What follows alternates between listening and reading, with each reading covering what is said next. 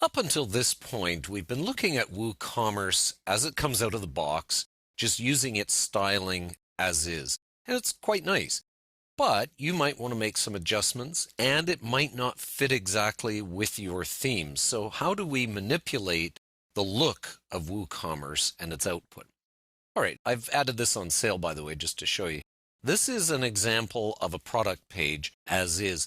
Now we can go over to settings here under General, and we can go down below, and we've got WooCommerce CSS styles enabled. Okay, that's the default. Let's take these off just for a moment and show you what happens. We go back over to here and we refresh. Okay, so now we've taken off the basic styling. Anything we're getting right now is being done by our theme, and we would have to go back in and completely redo all the styling to get what we had before. So you can see it's got a basic structure for you that's quite good, and there's not a lot of changes you'd probably need to that.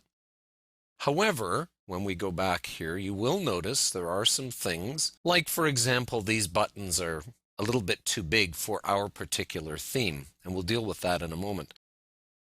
Maybe my style of color doesn't quite fit with their purple and their green. Well, you can change that actually right here.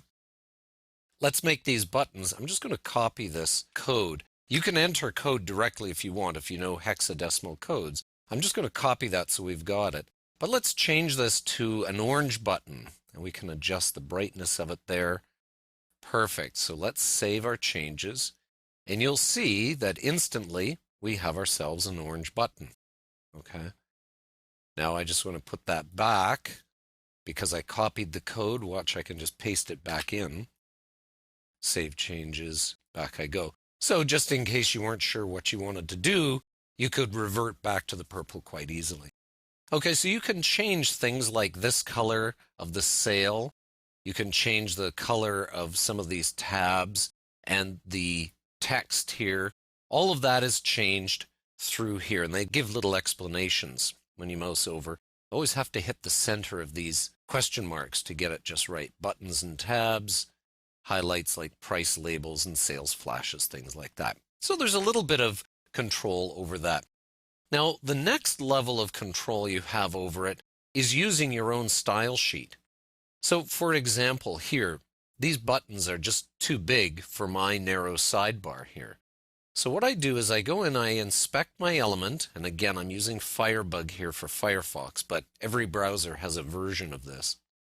And I go and I find out what this is. Well, let's see, checkout and button, those are two separate classes there. So I go over here and I see what's controlling it, and I can experiment here. Let's try reducing the font here. I'm going to put it down to 10 pixels. Now that resizes the buttons quite nicely for me to give my narrow sidebar more room here to show both buttons. But notice though that I've changed this button as well, and I might not want to do that. So what I would have to do is I would find the targeting. For instance, these buttons on the right are in a div called secondary. So I could target just these buttons under secondary and leave this one large. You'd have to know what you're doing with CSS, but it's quite possible to do it. And a lot of this can be done right in your style sheet. Now keep in mind, if you're using a theme that can be updated automatically, for example, you'd want to make a child theme and make these changes in there because your theme's going to overwrite them, right, when you update. So always make sure you've got something that isn't going to get overwritten later on. The simple way to do that is through your theme. Now, in Jigoshop, as you may remember, we could actually put in our own style sheet in a folder called Jigoshop. You can't do that with WooCommerce. You can't just set up a WooCommerce folder in your theme and put in a style sheet in there. That can't be done. So you've got to make sure you do your own child theme or whatever it takes to make sure your theme doesn't overwrite the changes you're trying to make to WooCommerce. All right. Now let's take a look, because I'm using the 2011 theme here, which comes with WordPress. What if I used a different theme? Let's go and see what happens with that. WooCommerce is pretty good about working well with a lot of different themes. Let's test this one and see what happens. And we go back here and we refresh. So now we have a different theme, and it looks pretty good. It's keeping everything pretty much the way we wanted. The only problem here is that this doesn't have a proper margin here.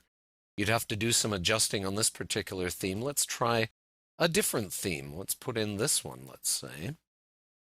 And we're activating that, and we refresh this. So notice again the colors. Oh, now in this case, it's quite different, the sizing, the way it's blown up the images here. So you'd want to adjust that. Notice it's pushed the sidebar down here. So you'd have to make adjustments there again in your style sheet.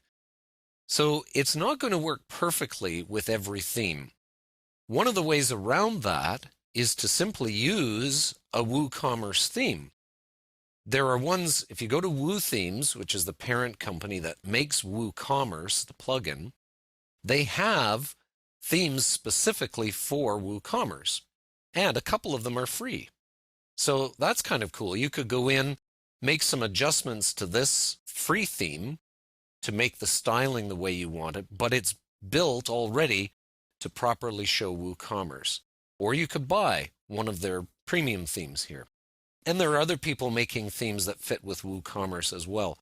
So you might have to do some adjusting that way or through your style sheet. And there are other ways to do it that I'm going to cover in another video where you can actually manipulate the templates within WooCommerce.